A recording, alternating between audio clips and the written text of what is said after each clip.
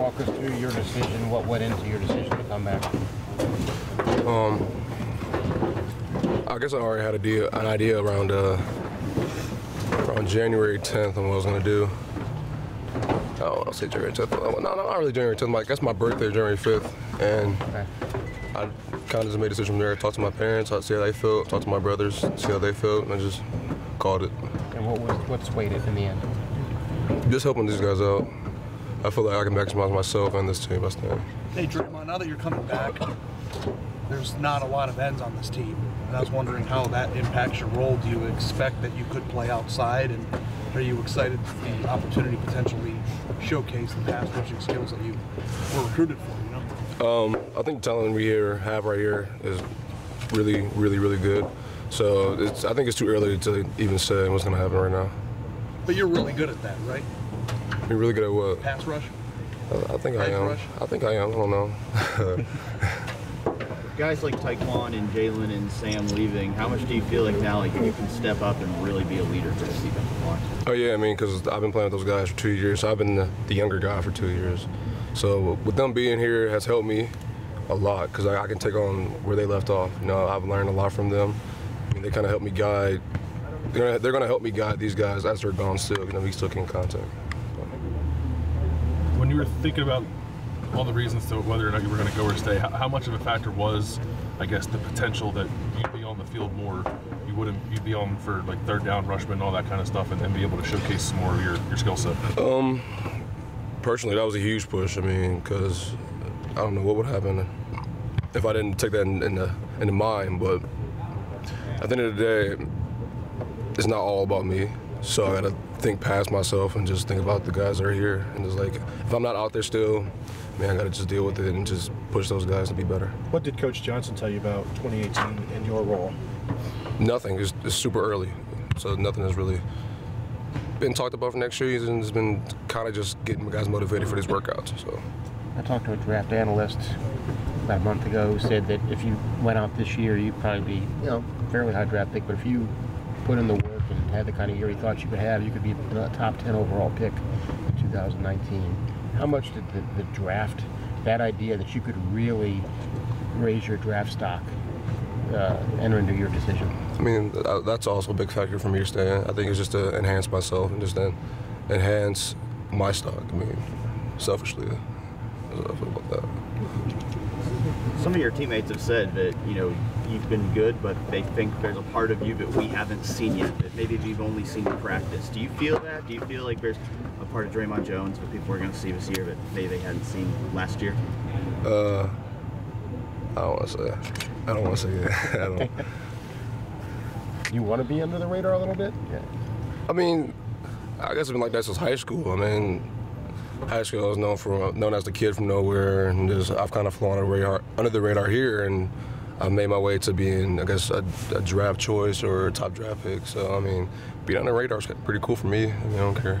You say it was sort of a selfish decision to want to improve your draft stock. I assume Coach Johnson, Coach Meyer are perfectly fine with that. What was their reaction when you told them you wanted to come back? I want to say it's too selfish. I mean, there's some selfish reasons for leaving and going, but I mean, they were ecstatic. I mean, just like any other coach would be. At any point were they worried they were going to lose you? I think so, yeah. Because I didn't really keep them in contact or in the loop what I was going to do because it wasn't really business at the time. But like now they're in the loop, and now our business is together. So Nick always said all along you're coming back. What did he know that you didn't? He knew nothing. It was just Nick just talking. Honestly.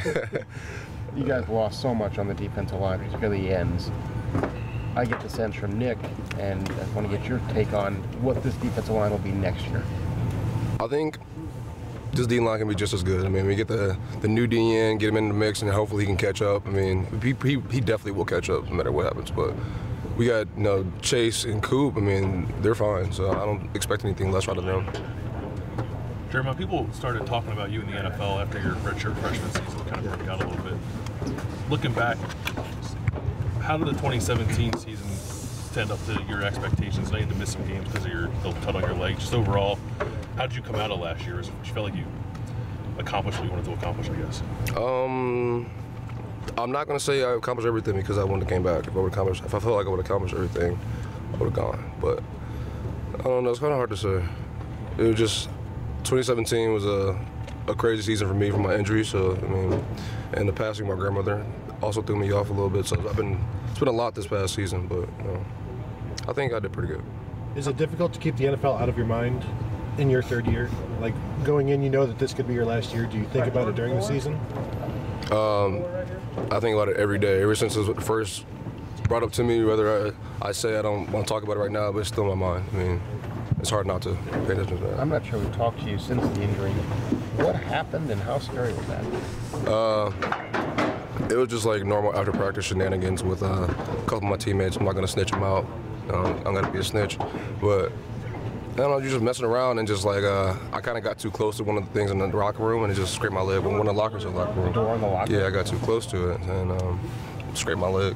It was a full-blown investigation, right? Huh? The purpose of this would be a full-blown investigation. Nah, he was just messing. Figure out what with the nail camera. it was. Yeah, he was just messing around with y'all, honestly. It was just one of those situations like, all right, it happens, so just get past it. I mean, it's a little scrape on my leg. It's all good, though. There's a lot of players on this team that are in similar situations as you in terms of thinking about the NFL and balancing their college career and stuff.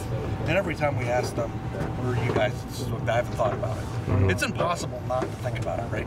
I'm not going to tell you what they're thinking about, but I know from my standpoint, I think about it almost every day, and it's hard not to. But it is what it is. When you have the potential to make the type of money that you could make in the NFL, how hard is it to tell yourself, I'm going to go another year before I see that money? It's just a maturity level for me. It's just like you can't like solely think about that. I think about it, but it's not the main purpose as to why I stay. I have to think about the other guys that are here and still play my part and play my role because that's what I'm supposed to do. That's what I want to accomplish while being here. Why risk it though? Like if you would have left, you would have been drafted. Maybe not as high as you want to be, but you would have been drafted and you would have been making money next year. Why would you potentially risk something like that to come back? I think the whole risk thing is just is very overplayed. You can get hurt and do anything. I can get hurt walking outside, getting hit by a car. Like me coming back has nothing to do with being an injury reason. Like anything can happen. You get hurt in the locker room. Exactly. I can get hurt in the locker room, so that just overlooked. I mean, Dre'Mont, do you go when you're in a situation like this where you have the stock that you do? Do you think about insurance policies or anything like that? Of course.